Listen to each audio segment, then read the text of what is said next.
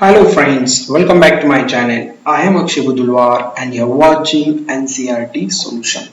See, from this video we are going to start chapter 1 of standard class 8 and the chapter 1 of mathematics is nothing but rational numbers.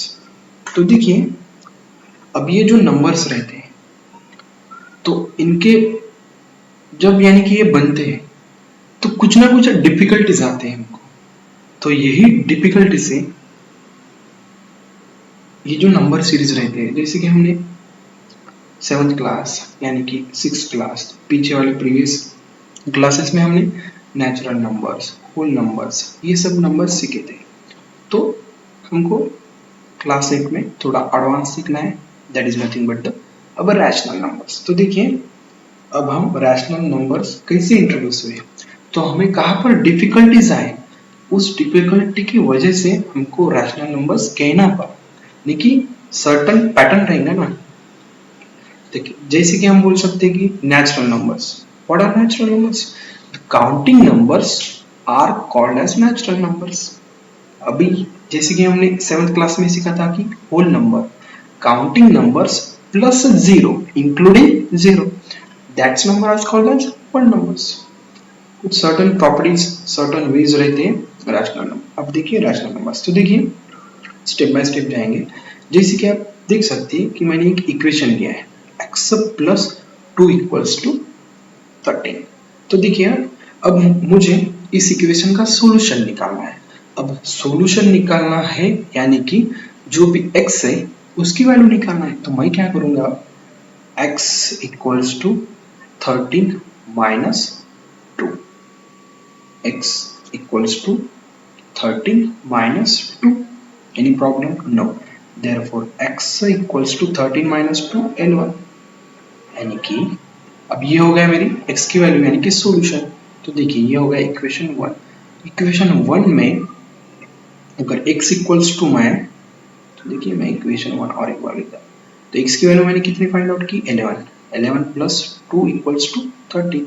13 equals to 13, यानी कि मैंने जो x की value निकाली थी वो correct थी क्योंकि left hand side equals to right hand side है। तो इक्वेशन सेटिस्फाइड हो गया, यानी कि जिस वैल्यू से left hand side equals to right hand side equation satisfied हो रहा है, that is nothing but our solution. तो अब देखिए x इक्वल्स टू 11। अब 11 कौन सा नंबर था? Counting number. Counting number is nothing but what? Natural number. Okay, counting number is nothing but what? Natural number. यहाँ तक कोई प्रॉब्लम नहीं था। ओके, यानी कि नेचुरल नंबर हमको पता भी था कि नेचुरल नंबर की डेफिनेशन क्या थी। तो देखिए अब सेकंड इक्वेशन देखिए, x प्लस 5 इक्वल्स टू 5। तब इसका मुझे सॉल्यूशन निकालना है, यानी कि मैं कैसे करूंगा, देखिए इसको इक्वेशन 1 बना दिया मैंने। x इक्वल्स टू 5 माइनस 5 यानी कि x इक्वल्स टू 0। x की वैल्यू कितनी है? 0। तो इन इक्वेशन अगर 1 में मैं x की वैल्यू 0 पुट कर रहा हूँ, x plus 5 equals to 5, 0 plus 5 equals to 5 यानी कि 5 इक्वल्स टू 5, यानी जो भी मैंने x की वैल्यू निकाली थी उससे जो भी गिवन इक्वेशन था वो सेटिस्फाइड हो गया था। तो मैं कह सकता हूँ कि x equals to 0 is the solution of the given equation. अब देखिए अब ये जो x की वैल्यू आई थी 0, अब ये कौन सा नंबर हो गया? Is it a natural number? No, it's not countable. Okay, तो 0 is a whole number. Okay, यानी कि 0 including natural numbers. We can set the whole. Natural numbers, counting numbers, जो कि 1, 2, 3 से start होता है. But whole number is what? Including 0. उसमें natural भी आया और 0 भी आया. These are called as the whole numbers. Whole numbers. यानी कि देखिए इस इक्वेशन से हमको नेचुरल नंबर समझ में आया, इस इक्वेशन से हमको होल नंबर समझ में आया। अब देखिए third equation, x plus eighteen equals to 5। अब मुझे सॉल्यूशन निकालना है, वही procedure. x equals to 5 minus 18, ये हो गया माइनस 13।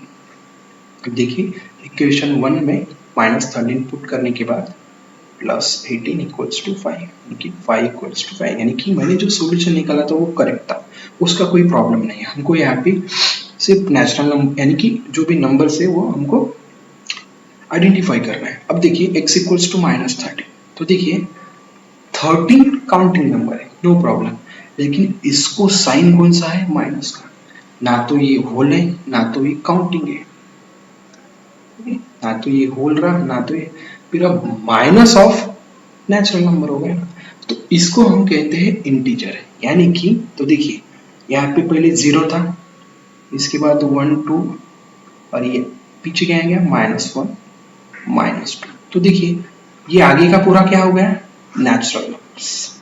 ओके, अब देखिए इंक्लूडिंग 0, फिर 0 इंक्लूड हुआ, फिर 0 प्लस आगे का क्या हो गया, होल नंबर। अब देखिए 0 को हमको 0 से हम पीछे आ रहे हैं, अभी देखिए ये -3 -4 इधर, तो देखिए 0 plus positive number plus negative number called as integers. एडन में यानी कि उसमें 0 भी रहेगा, काउंटिंग नेचुरल नंबर्स भी रहेंगे और नेगेटिव नंबर्स भी रहेंगे। इन सभी नंबरों को हम क्या कहते हैं, इंटीजर्स।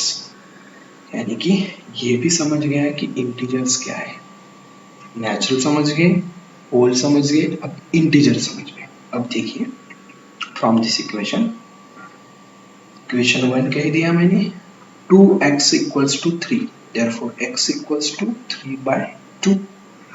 तो देखिए 2 x की जगह 3/2 equals to 3, 2 get cancel, 3 equals to 3, यानी कि x की जो मैंने वैल्यू निकाली थी 3/2, x की जो वैल्यू मैंने निकाली थी 3/2, उस वैल्यू से जो भी इक्वेशन था वो सेटिस्फाइड हो रहा है। लेकिन अब ये कौन सा नंबर है, ओके, तो देखिए this number stand in p/q form.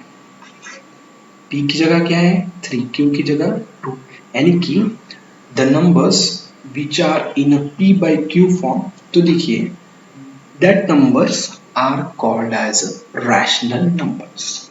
अब देखिए 3/2 को मैं कैसे लिख सकता हूँ, 1.5, यानी कि जो नंबर्स p/q फॉर्म में रहेंगे और p.q के फॉर्म में रहेंगे, इस नंबर्स को हम क्या कह सकते हैं, रैशनल नंबर्स, है ना।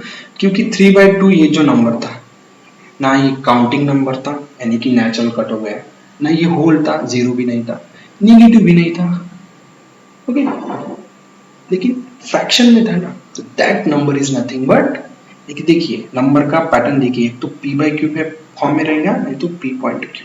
अब देखिए इससे 5x equals to -7 and x equals to -7/5, तो अब देखिए -7/5, this is also rational numbers, this is also rational number.